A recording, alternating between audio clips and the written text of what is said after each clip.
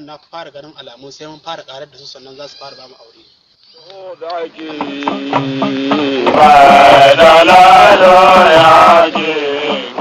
Salmanin ne? Baba ni ne baba.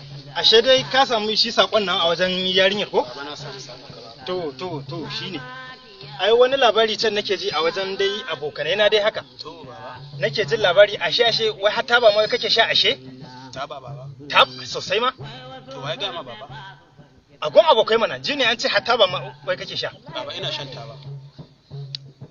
Sha ma kai kake kuma gashi ma ka wani daure baki haka. Baba ba na shan taba sai na sha giya. Subhanallahi.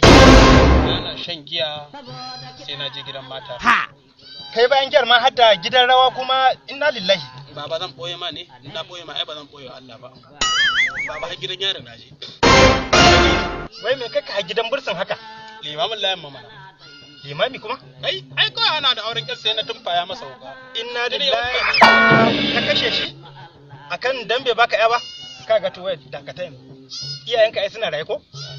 To je ka kira su yanzu nan su zo kofar gidana a daura aure.